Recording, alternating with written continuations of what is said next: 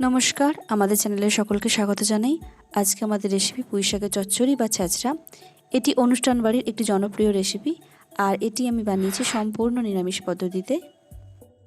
आपनादेर अनुरोध करछि स्किप ना करे पुरो भिडियोटी देखबेन। आपनारा यदि नतुन हन अवश्यई आमादेर चैनेलटिके सबस्क्राइब करबेन एबं आमादेर पाशे एइभाবে থাকবেন। आमी खूबই সহজ পদ্ধতিতে আপনাদেরকে এই রান্নাটি করে দেখাবো আর এটার স্বাদও হয় দুর্দান্ত। চলুন রেসিপিটি শুরু করা যাক। আর কি লাগছে আমি আপনাদের দেখিয়ে দিই। কুমড়ো লাগছে 200 গ্রাম, আলু লাগছে 200 গ্রাম, মূলো 3টে ছোট সাইজের, বেগুন 2টো ছোট সাইজের, আর কচু নিয়েছি এখানে 5টা। পুঁই শাক লাগছে 300 গ্রাম, ঝিঙে একটা মিডিয়াম সাইজ, স্বাদ মতো লবণ লাগছে, আর 2 চামচ হলুদ গুঁড়ো, 1 চামচ লঙ্কা গুঁড়ো। একটা মশলার পেস্ট বানাতে হবে, এর জন্য লাগছে 1 চামচ সাদা সরষে, 1 চামচ কালো সরষে আর 1 চামচ পোস্ত। অনেক ক্ষেত্রে কি হয়, অল্প মশলা হলে মিক্সিতে বাটতে খুবই অসুবিধা হয়। এক্ষেত্রে আপনারা জল না দিয়ে প্রথমে শুকনো অবস্থাতেই গুঁড়িয়ে নেবেন। দেখুন গুঁড়ো করা হয়ে গেছে। এর মধ্যে আমি 2টো কাঁচা লঙ্কা দিলাম আর হাফ চামচের একটু কম লবণ দিলাম। লবণ দিলে সরষের তেতো ভাবটা কমে যায়। আর সামান্য জল দিয়ে আমি আবার এর একটা পেস্ট বানিয়ে নেব। এইভাবে অল্প মশলা হলে পেস্ট বানিয়ে নেবেন, তাহলে খুব সহজেই মিহি একটা পেস্ট বানানো যাবে। পেস্ট একদম রেডি হয়ে গেছে। এরপর আমি কড়াতে সামান্য তেল দিয়ে দিলাম, দিয়ে কয়েকটা বড়ি আমি ভেজে নিচ্ছি। বড়ি ভাজা হয়ে গেলে একটি পাত্রে আমি তুলে নেব।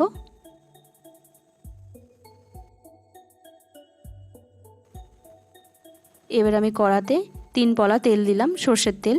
আমি সম্পূর্ণ রান্নাটি সরষের তেলেই করেছি। তেলটা গরম হয়ে গেলে এর মধ্যে 1 চামচ 5 ফোড়ন দিয়ে দিলাম,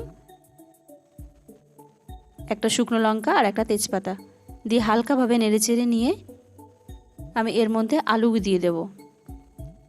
আর সম্পূর্ণ রান্নাটি আপনারা করবেন মিডিয়াম টু হাই ফ্লেমে। আলুটা হালকা করে ভাজার পর আমি কুমড়োগুলো দিয়ে দিলাম।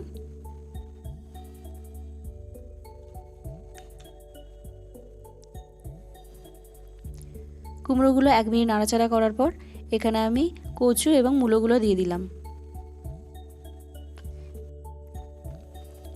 সব সবজিগুলো কিছুক্ষণ নেড়ে চেড়ে আমি এর মধ্যে ঝিঙেগুলো দিয়ে দিচ্ছি, এরপর বেগুনগুলোও দিয়ে দিচ্ছি। সব সবজি একসাথে না দিয়ে এইভাবে এক এক করে তেলের মধ্যে সবজিগুলো দেবেন। এরপর এর মধ্যে পুঁই শাকের ডাঁটা ও পুঁই শাক সব একসাথে দিয়ে দিচ্ছি। সমস্ত কিছু সবজি খুব ভালোভাবে মিশিয়ে নিতে হবে। আমি এখানে 1 চামচ লবণ দিচ্ছি, আপনারা আপনাদের স্বাদ মতো লবণ দেবেন।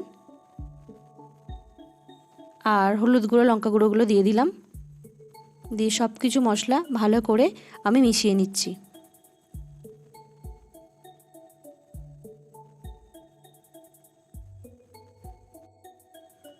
খুব ভালো করে মেশানো হয়ে গেলে ঢাকা দিয়ে হতে দেব 2-3 মিনিট। এইভাবে ঢাকা দিয়ে রান্না করলে পুঁই শাক থেকে একটা নিজস্ব জল বেরোয়, সেই জলেই কিন্তু সবজিগুলো হাফ সিদ্ধ হয়ে যাবে। এইভাবে ঢাকা দিয়ে হতে দেবেন 2 থেকে 3 মিনিট। আর মাঝে মাঝেই ঢাকাটা খুলে এইভাবে নাড়িয়ে চাড়িয়ে নেবেন। বেশ কয়েকবার ঢাকা দিয়ে হতে দেব 2 থেকে 3 মিনিট।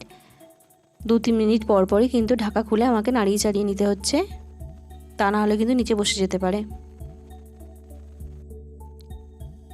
দেখুন 50% সিদ্ধ হয়েই গেছে। এবার আমি ভেজে রাখা বড়িগুলো দিয়ে দিচ্ছি। আর যে মশলার পেস্টটা বানিয়েছিলাম তাতে সামান্য পরিমাণ জল দিয়ে আমি পেস্টটা দিয়ে দিচ্ছি। দিয়ে খুব ভালো করে মিশিয়ে নিতে হবে।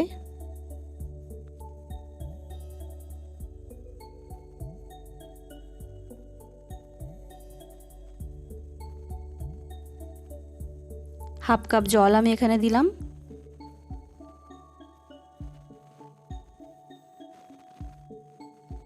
হাফ চামচ চিনি এখানে আমি দিচ্ছি আর সব কিছুর সাথে মিশিয়ে নিচ্ছি।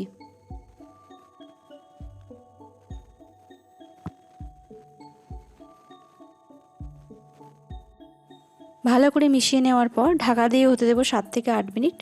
তবে 7 থেকে 8 মিনিটের মাঝখানেও কিন্তু 2-1 বার ঢাকা খুলে নাড়িয়ে চাড়িয়ে দিতে হবে, না হলে কিন্তু নিচে বসে যেতে পারে। ঢাকা খুলে আমি আরেকবারও ভালো করে মিশিয়ে দিচ্ছি। মাঝখানে আপনারা দেখে নেবেন যে নুনের পরিমাণটা ঠিক আছে কিনা। আমার একটু মনে হয়েছিল নুন লাগবে, তাই আমি দিলাম। একদম শেষে আমি এক পলা কাঁচা সর্ষের তেল দিয়ে দিলাম। কাঁচা সর্ষের তেলের গন্ধটা কিন্তু এই রান্নাটাতে খুবই সুন্দর লাগে।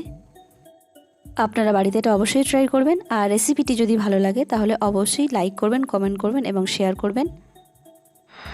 আর আমাদের চ্যানেলটিকে অবশ্যই সাবস্ক্রাইব করবেন আর বেল আইকনটি প্রেস করবেন, যাতে নতুন নতুন ভিডিও আপলোড করার সাথে সাথেই আপনাদের কাছে পৌঁছে যায়।